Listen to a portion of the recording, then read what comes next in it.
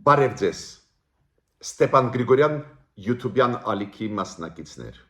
Ողջունում եմ ձեզ բոլորիդ։ Այսօր ապրիլի 19-ն է։ Ուզում եմ շնորհավորել հայ ժողովրդին Սուրբ Զատիկի կապակցությամբ։ Ես մեր ժողովրդին ցանկանում եմ խաղաղություն։ Ուզում եմ, որ բոլորս առանց բացառությամբ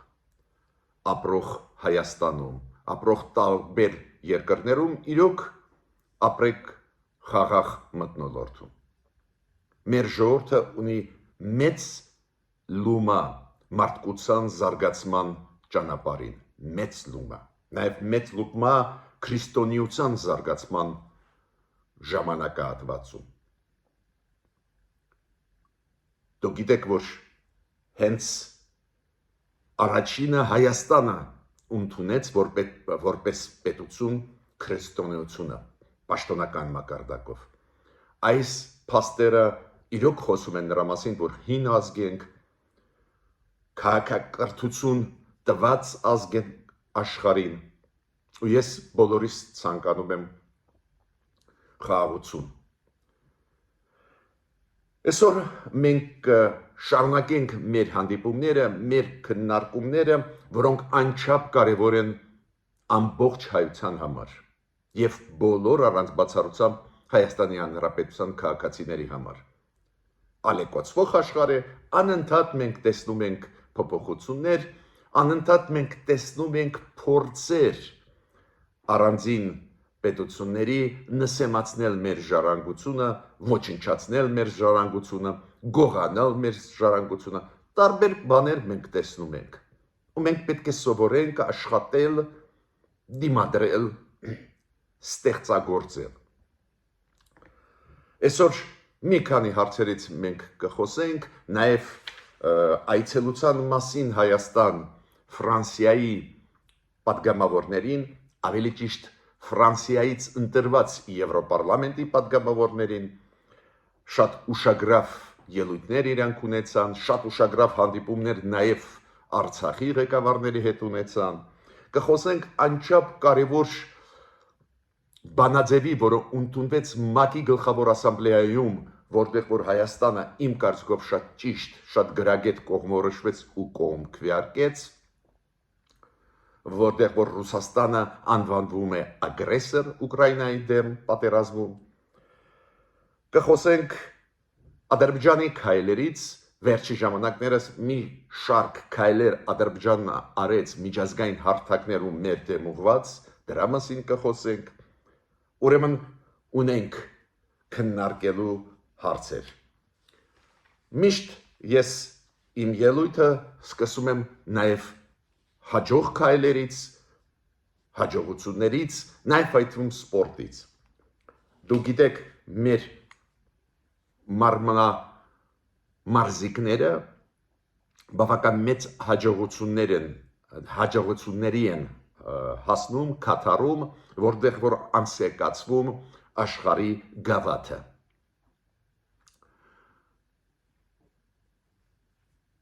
Երկրորդ ոսկե մեդալը նվաճեց Համլետ Մանուկյանը, արծաթե մեդալը Վահագն Դավթյանը, Արթուր Ավետիսյանը բրոնզե մեդալ։ Փայլուն հաջողություններ մեր մարզության սպորտսմենների։ Անչափ կարևոր է նաև մեր ծանրորդների մասին խոսել, իրենք էլ հաջողությունների հասնում են Կիշինյովում անցկացվող ծանրամարտի ոլորտում մեծ լուրջ հաջողությունների, ու ես հատուկ ուզում եմ նշել իրոք հերոսական պայքարի մեր երկու սպորտսմենուհիների։ Աննա Ամրոյանը երեք նվաճեց արծաթե մեդալ, մեծ արծաթե մեդալ, շնորհավորում եմ ձեզ բոլորիդ, բոլոր հայերին ապրող այս երկրագնդում, պետք է ասեմ, որ շատ մոտ էր ոսկե մեդալ ստանալուց, շնորհավորում եմ նաև Միլենա Խաչատրյանին, որը Երեք չկարողացավ մեծ մեդալ, բայց փոքր արծաթե մեդալ ստացավ։ Գիտեք, ես ուշադիր հետևում էի, ինձ համար ինչն էր կարևոր, միջև վերջ պայքարեցի։ Սպորտում էլ պետք է կարողանաս քո կամքը ցույց տալ։ Միջև վերջ փորձես բարձր դիրքեր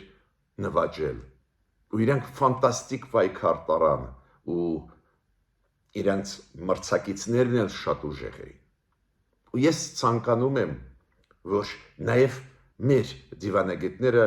մեր պաշտոնյաները բանակցային process-ում ցուցաբերեն այս ձևի համառություն։ Քաղաքական կամք։ Ուրեմն շնորհավորում եմ Աննա Ամրոյանին եւ Միլենա Խաչատրյանին, որ լավ օրինակ են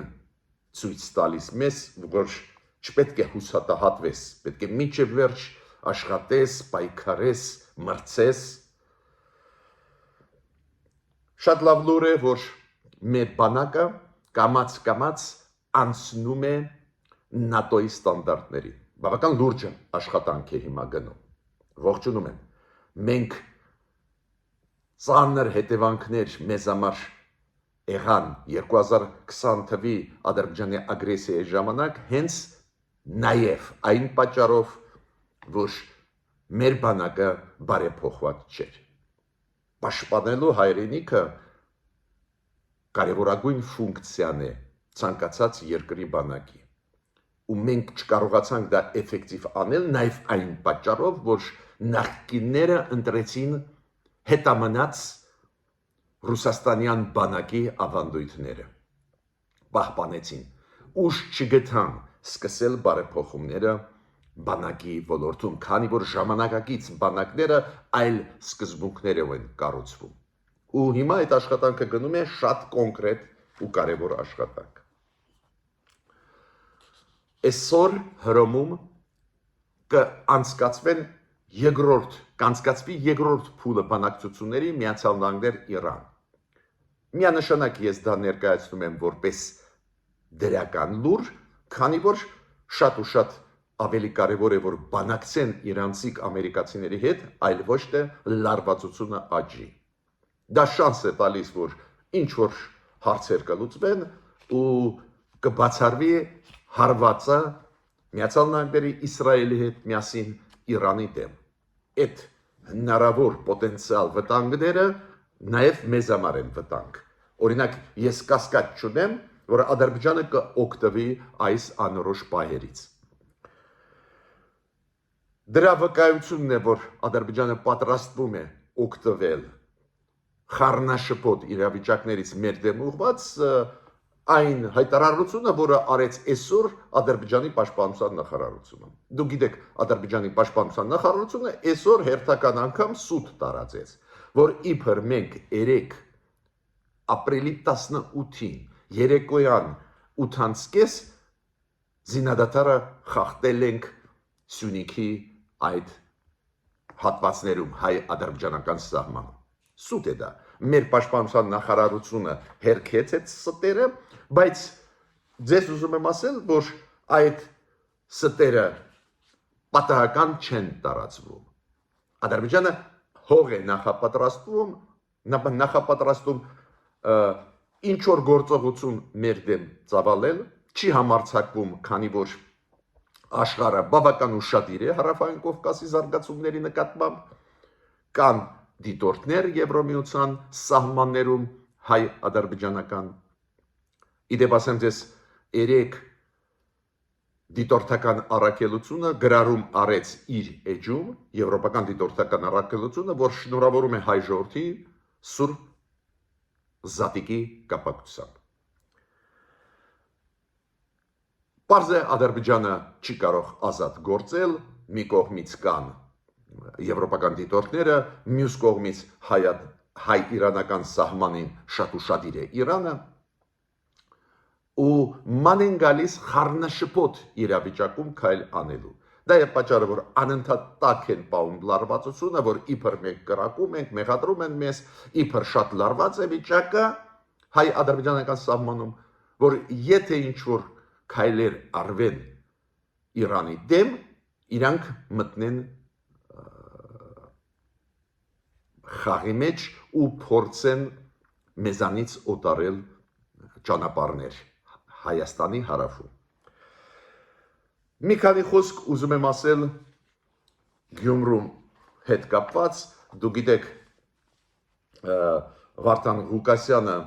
այսօր իրոք մտավ իր պաշտոնի մեջ, դա կոչվում է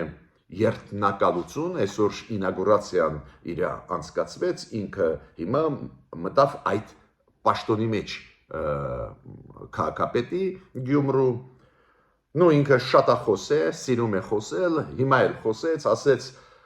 Գյումրու համար այս իշխանությունները այսօրվա 12 միլիարդ դրամ ծախսեցին, բայց ոչ մի աշխատատեղ չեն ստեղծել, իմ գլխավոր նպատակը ստեղծել աշխատատեղ էր, խոստումներ տվող մարդ է, ինքը ասեց պարզա դոմիկների հարցը պետք է լուծենք,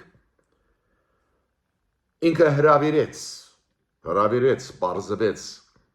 ռազմաբազայից ռուսական ներկայացուցիչներին, որ մասնակցեն իր երթնակալության արարակարգին։ Ես դա տեսա Նարեկ Կիրակոսյանի,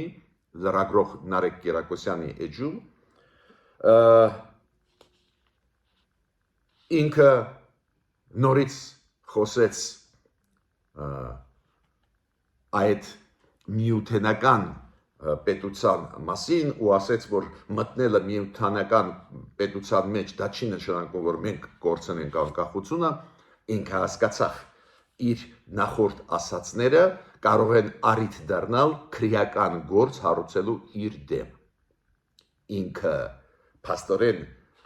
կողմնակից լինելով մտնել միութենական պետություն, փաստորեն կողմնակից է սահմանափակել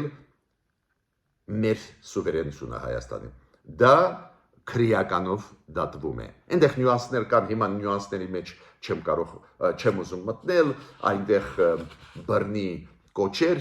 հրաժարվել անկախությունից, այդ դեպքում կհարուցվում են, ասենք, քրեական գործեր, բայց այնուամենայնիվ ինքը հասկացավ, նույնիսկ առանց բռնի կոչերի այս ձևի հայտարարություններ կարող են լինել առիթ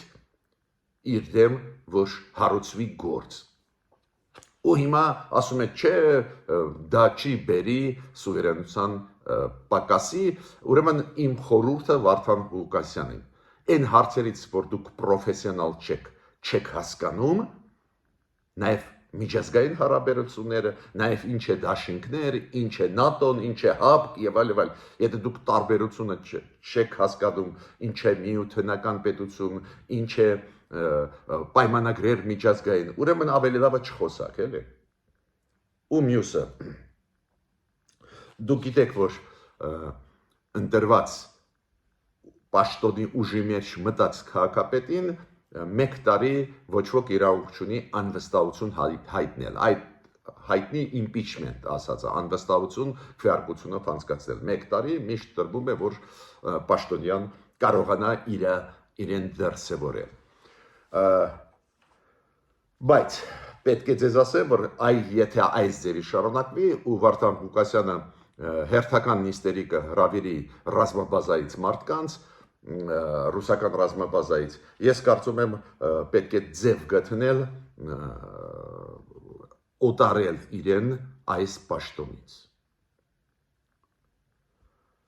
Պատկերացնում եք, ինքը հրավիրեց իր ինագուրացիայի մարդկանց բանակը, ով հանձնեց Լեռնային Ղարաբաղը Ադրբեջանին, ով չկատարեց իր պարտավորությունը նոյեմբերի 9-ի 2020 թվականի փաստաթղթի համաձայն, չկատարեց իր պարտավորությունը պաշտպանել Լեռնային Ղարաբաղի հայերին։ Այդ պարտավորությունը Պուտինը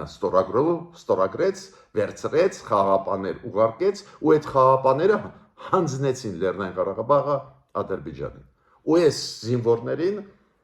Վարդան Ղուկասյանը հրավիրեց դահլիճ։ Հիմա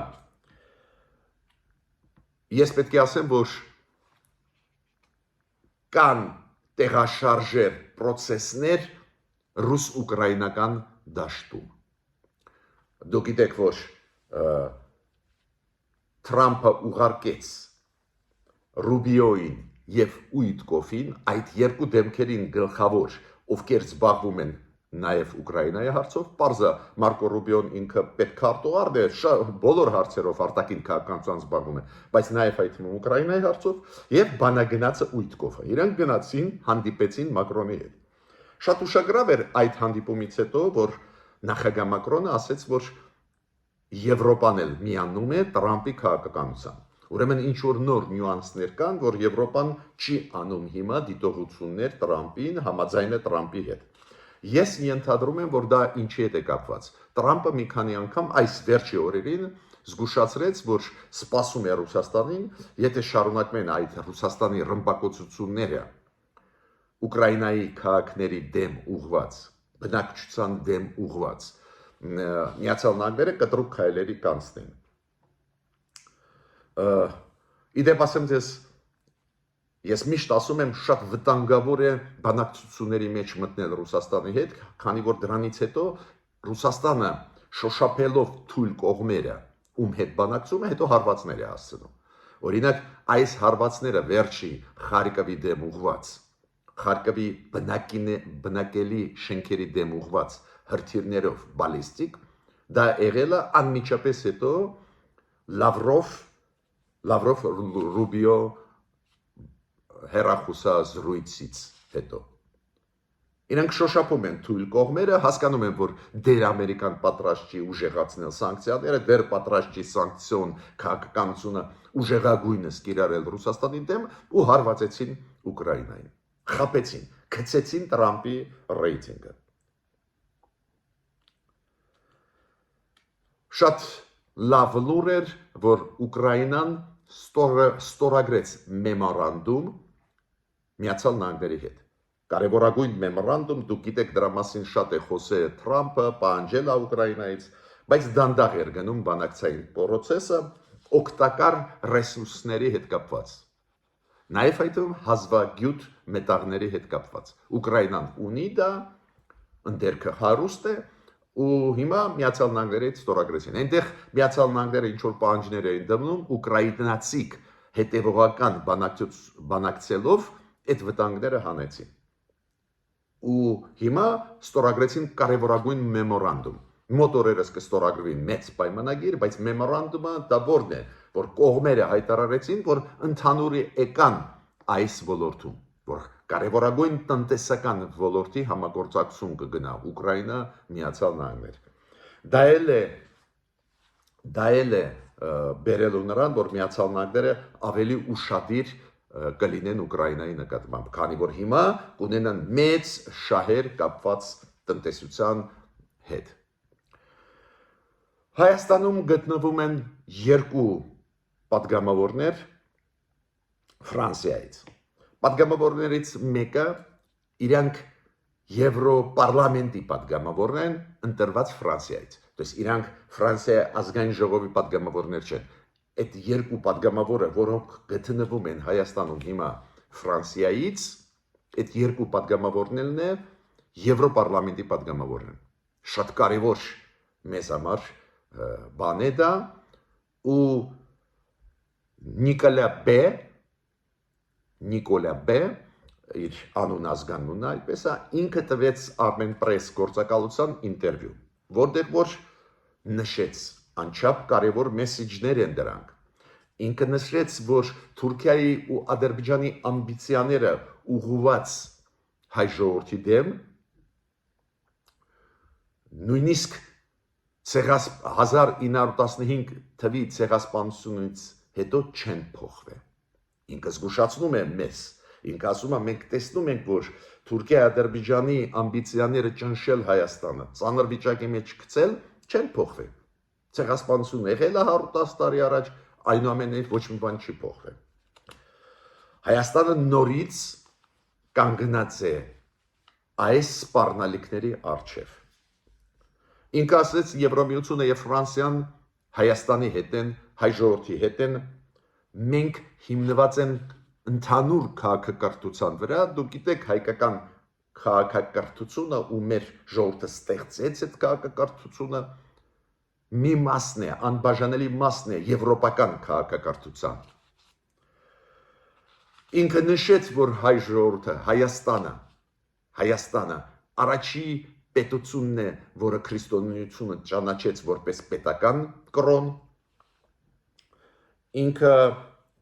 ասում է այս հարձակումները Հայաստանի վրա Թուրքիայից, Ադրբեջանից, քաղաքական, դիվանագիտական, առանձին դեպքերում նաև ուժային, այդ հարձակումները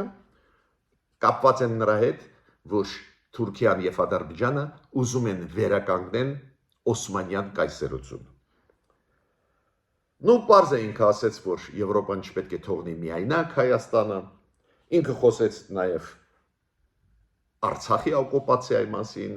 իրավունքի մասին Արցախի ժողովրդի վերադառնալ Արցախ, ինքը նշեց, որ Ադրբեջանը կամ ոչնչացնում է հետքերը հայկական ժառանգության հետքերը Արցախում կամ Իրանը վերագրում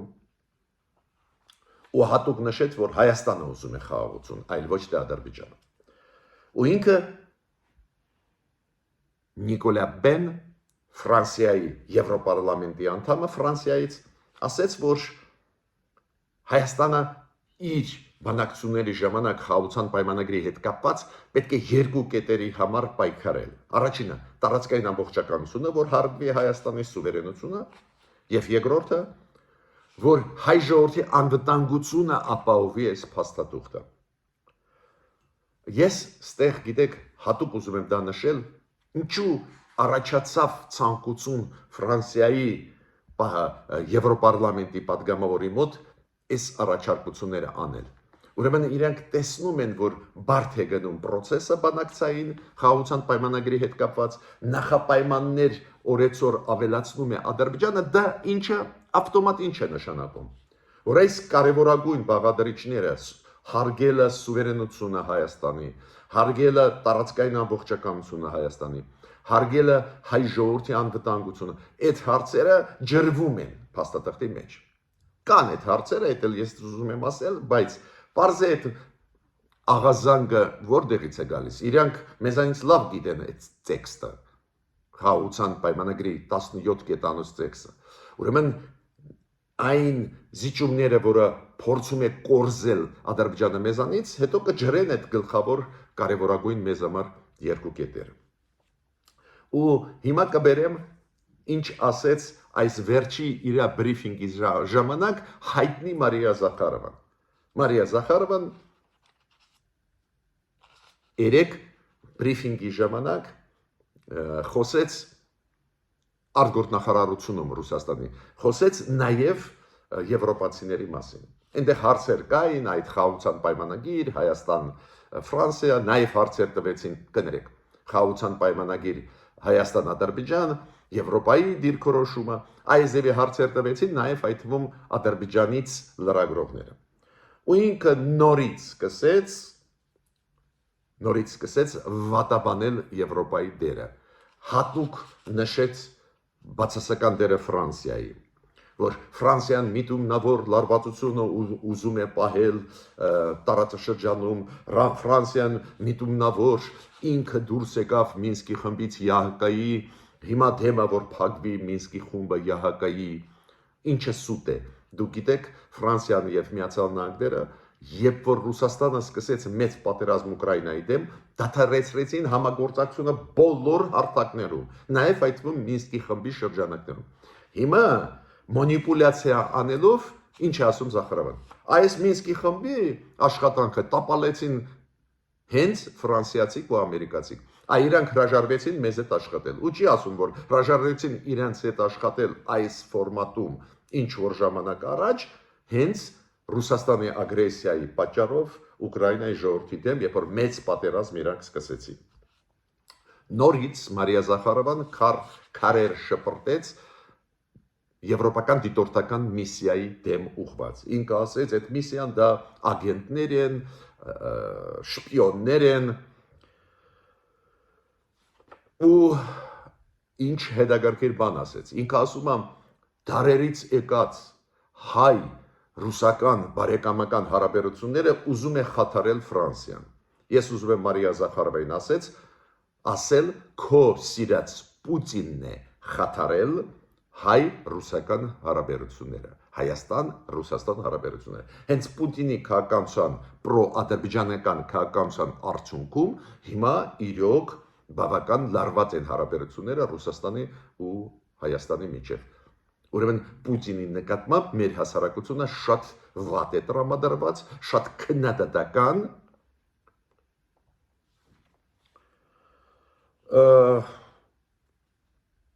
Պարզ է, որ նորից Մարիա Զախարովն պահանջեց, որ փակվի Մինսկի խումբը, այդ քո ինչ գործն է, որ դու մտնում ես այդ հարցերի մեջ, որ Ադրբեջանը պահանջում է, ես հասկանում եմ, իրանք ուզում են Լեռնային Ղարաբաղի պատմությունը մաքրել։ Ու Մարիա Զախարովն ասում է, հա պետք է փակվի, քանի էլ հայեր այնտեղ չեն ապրում։ Փոխանակ ասի հայերի հարցը պետք է շարունակվի լուծվի ու հայերը իրանք ունեն վերադառնալ Լեռնային Ղարաբաղ, ոնց ասում են եւ ամերիկացիք եւ ֆրանսիացիք, որպես Մինսկի խմբի համանախագահող երկրներ։ Մարիա Զախարովն ասում է, այդ պետք է փակվի։ Նու ակնհայտ պրո-ադրբեջանական քաղաքականություն է վարում Ռուսաստանը ու հույսով եմ, որ մեր պրո-ռուսական ուժերը կարդում են այդ ելույթները։ Ես ուզում եմ ձեզ ասել շատ կարևոր որոշման մասին։ ՄԱԿ-ի գլխավոր ասամբլեայում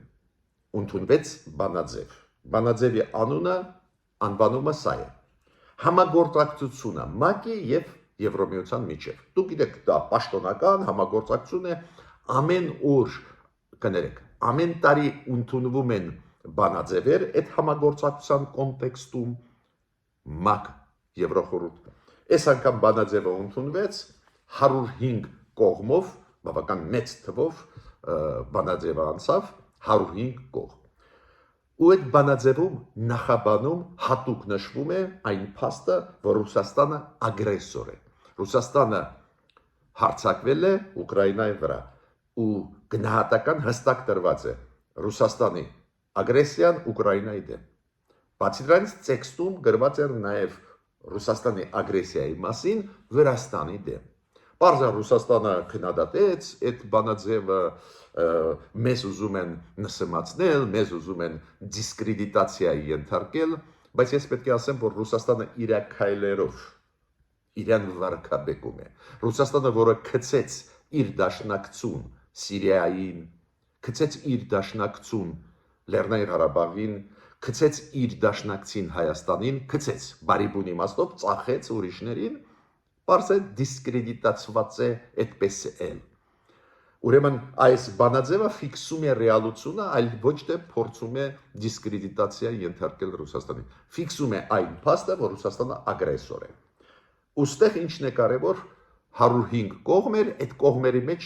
կա եւ Վրաստանը, եւ Հայաստանը։ Ողջունում եմ մեր կառավարությունը, որ սկզբունքային եղավ ու կողմ քվեարկեց այդ բանաձևի, որտեղ որ հստակ ֆիքսված է, որ Ռուսաստանը ագրեսոր է։ Մյուսը Ադրբեջանը պարզ է, որ խուսափեց քվեարկությունից։ Ադրբեջանը չէր կարող կողմ քվեարկել մի շարք պատճառներով, բայց գլխավորը նա է, որ Ռուսաստանը նվիրեց Ադրբեջանին Լեռնային Ղարաբաղը։ Ադրբեջանը չէր կարող Ռուսաստանի դեմ քվեարկել ՄԱԿ-ում։ Ես պետք է ասեմ, որ երբ որ Ռուսաստանի պաշտոնյաները ասում են, մեզ փորձում են դիսկրեդիտացիայի ենթարկել, մեզ փորձում են սխալ ներկայացնել աշխարհին, ես մի փաստ մենակ բերեմ, որը ցույց է տալիս ովքեր են այսօրվա իշխանությունները Ռուսաստանի։ Ուրեմն միայն 2024 թվականի ընթացքում Ռուսաստանում փակվեցին 3000 թերթ։ Փակվեցին։ Ազատությունների աստիճանը օրեցօր փոքրանում է Ռուսաստանում, դեպի բռնապետություն լիակատար գնում է Ռուսաստանը, ուրեմն թող Ռուսաստանը մտածի իր քայլերի մասին, ոնց Պուտինյան Ռուսաստանի որոշումները բերում են նրան, որ Ռուսաստանին չեն հավատում աշխարհում։ Հիմա Բաքվում գտնվում է Ռուսաստանի հետախուզական գործակալության պետը Նարիշկինը մեծ պրոադրբեջանական լոբիստ Պուտինի մոտ, դա շատ վտանգավոր է իր բանակցությունները Ադրբեջանի հատուկ ծառայությունների ղեկավարի հետ պետք է մեզ մտահոգեն։ Հիմա մի քանի խոսք ասեմ Ադրբեջանի առած քայլերի մեր դեմ ուղված։ Ստեփանակերտ Ադրբեջանը տարավ ու անցկացրեց Ստեփանակերտի համալսարանում մի միջոցառում ու Խիկմետ Գաջիևը այդ հայտնի պաշտոնյան Ալիևի թիմից տարավ այնտեղ դեսպաններին բոլոր պետությունների ովքեր հավատարմագրված են Բաքվում տարավ այնտեղ ու այնտեղ ելույթի ժամանակ ասեց որ արդարությունը կվերականգնենք բոլոր հայերին ովքեր հանցագործություն կատարեցին Ադրբեջանի ժողովրդի դեմ կպատժենք եւ այլ ու ինքը ասեց որ Ադրբեջանը ստեղծեց Հարավային Կովկասում նոր ստատուս քվո, նոր ռեալություններ։ Բայրամովը, դուք գիտեք, Սլովենիայի արտգործնախարարը գտնվում են Հայաստանում, հիմա Բաքվում է ու Հայաստանում ու Բաքու ինքը գնաց փորձ անելով համոզել եւ մեզ եւ ադրբեջանցիներին, որ ստորագրեն խաղաղության պայմանագիրը, դա բավական լավ ֆունկցիան է, բայց Բաքվում Սլովենիայի արտգործնախարարին Բայրամովը հստակ ասեց. մենք պետք է անխոչնդոտ կարողանանք Նախիջևանից մտնել Ադրբեջան։ Ադրբեջանը պատասխանեց մեր նոր առաջարկներին։ Ադրբեջանը ասեց, որ դա քիչ է, դուք պետք է տաք կորիդոր, անխոչնդոտ, ոչ մի հայկական կողմից սկան անելը մեր ապրանքների, ոչ մի էլեկտրոնային նույնիսկ ինֆորմացիա փոխանցելը չի լինի։ Երկրորդը ինքը ասեց Հայաստանը պետք է փոխի սահմանադրությունը, բացի դրանից ինքը ասեց, որ Հայաստանը պետք է համաձայնվի Մինսկի խմբից հրաժարվել ու նոր նախապայման էլի բերեց առաջ ավելի ճիշտ հինը նախապայմանը, որը վերաթարմացրեց, ինքը ասեց ականների հետ կապված հարցեր կան, հայերը պետք է լուծեն այդ հարցը։ Ես չեմ հասկանում, որ ականների մասին է խոսքը, եթե իրանք պայթում են այն ականների վրա, որոնք իրանք դրեցին առաջի Ղարաբաղյան պատերազմից հետո։ Անչափ կարևոր բաներ ես ասեցի ձեզ կապված Ադրբեջանի քաղաքականության հետ։ Ադրբեջանը շարունակում է մեր ժառանգությունը, հայկական ժառանգությունը եւ Լեռնային Ղարաբաղում եւ Հայաստանում վիճարկել, Վարշավայում անցավ մեծ ցուցահանդես կապված արևմտյան Ադրբեջանի գաղափարախոսության հետ, դա իրականացրեց Ադրբեջանի դեսպանատունը Վարշավայում։ Զարմանալի է, որ այս ձևի սուտ բաներ թույլ տվեցին Լեհաստանի իշխանությունները, որ անցկացվի Վարշավայում։ Բայց միտքս ինչու՞մ է։ Ադրբեջանը հետևողական փորձում է ոչնչացնել հայ ժողովրդի հետքերը ոչ միայն Լեռնային Ղարաբաղում, նաև անում է քայլեր Հայաստանի դեմ։ Ես պետք է նաև ասեմ, որ Նիկոլա Բ. պատգամավորը Եվրոպարլամենտից ֆրանսիական ինքը հանդիպեց այն նախաձեռնող խմբի Արցախահայության, արցախցիների իրավունքների պաշտպանության խորհրդի անդամների հետ քննարկեցին Արցախահայության իրավունքները վերադառնալ Արցախ եւ այլ։ Մյուս պատգամավորը ես ասացի երկու Եվրոպարլամենտի պատգամավորներ, ովքեր ընտրվեցին Ֆրանսիայից, երկրորդը Նիկոլա Մեծդորֆը, ինքը հանդիպեց նաև Արցախի նախագահի հետ, Սամվել Շախրամանյանի հետ։ Ինչ որ այս ձևի process գնում է, որի ընթացքում ես տեսնում եմ աշխուժություն Արցախի իշխանությունների մոտ, պայքարը այս ձևի գնում է։ Ես վերջում իմ ելույթիս ինչ եմ ուզում ասել, խնդրում եմ բաժանորդագրվեք, կիսվեք, լայքեք, դա անչափ կարևոր է մեր YouTube-յան ալիքի զարգացման համար։ Ես տեսնում եմ բավական լարված վիճակ Հայաստանի ներսում, լարված վիճակ կապված ազգային ժողովի նիստերի հետ, լարված վիճակ Արցախի ներկայության այդ շենքի մոտ, հիշում եք ինչքան լարված էր երեք, ուստեղ իշխանությունները անպայման պետք է մտածեն ինչ անել, ոնց անենք, որ մի քիչ լարվածությունը փոքրացնենք։ Հակառակ դեպքում մեր թշնամիների ցանկությունները իրականություն կդառնան։ Որն են իրենց իրականություն դառնալու ցանկությունները։ Իրանք ուզում են